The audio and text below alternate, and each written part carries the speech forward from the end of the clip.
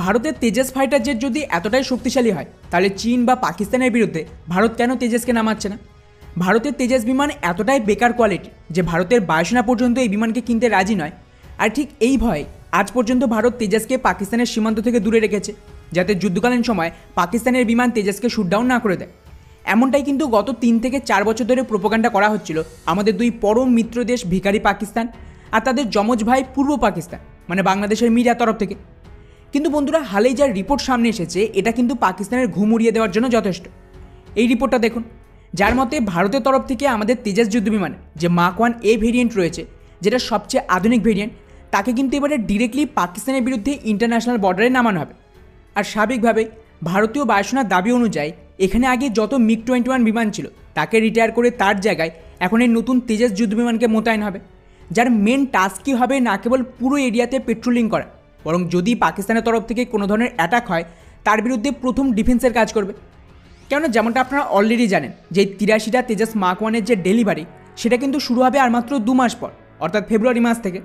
আর এই যে প্রথম রাউন্ডের ডেলিভারি হবে তাকে রাজস্থানে পাকিস্তানের বিরুদ্ধে আমাদের যে মেন এয়ারবেস রয়েছে নাল এয়ারফোর্স স্টেশন, সেখানে কিন্তু পার্মানেন্ট মোতায়েন হবে। অর্থাৎ সোজা ভাষায় এবার থেকে পাকিস্তানের তরফে ওদের যে J-17 ফাইটার জেট রয়েছে তার বিরুদ্ধে যে কোনো বিবাদের দরুন ভারতের তেজস যুদ্ধ বিমানের মুখোমুখি সংঘর্ষ হবে। আর এটা যে হবে তার ইঙ্গিত অলরেডি বায়ুসেনা জানিয়ে দিয়েছিল। উদাহরণ হিসেবে এই রিপোর্টটা দেখুন, আজ থেকে কয়েক মাস আগেই মানে গত জুলাই মাসের আশেপাশে প্রথমবার তেজসকে কাশ্মীরে ডিপ্লয়মেন্ট শুরু হয়, যেটা অ্যাকচুয়ালি পার্মানেন্ট ছিল না। ধীরে ধীরে তেজসকে টেস্ট করা হচ্ছে এর পারফরমেন্স দেখার জন্য। আর সেই সময় কিন্তু ভারতীয় বায়ুসেনা তেজসকে নিয়ে এতটা কনফিডেন্ট ছিল যে হ্যাঁ, এটা এখন পুরোপুরি তৈরি পাকিস্তানের বিরুদ্ধে লড়াইয়ের জন্য। কারণ দেখুন, তেজস ফাইটার জেট প্রথম ভারত তৈরি করেছে, এটা অন্য কোনো দেশ ব্যবহার করেনি, না কোনো কনফ্লিক্টে এটা যুক্ত হয়েছে। ফলে স্বাভাবিকভাবে বায়ুসেনার একটু সময় তো লাগবে এই বিমানের পারফরমেন্স বোঝার জন্য। উপরন্তু ভারতের আবার আলাদা আলাদা কন্ডিশন, কাশ্মীরে হাই অল্টিটিউড এবং এত কম তাপমাত্রা। আবার যেই রাজস্থানে যাবেন পরিস্থিতি একেবারেই উল্টো, এখানে মরুভূমি এবং অত্যন্ত গরম তাপমাত্রা।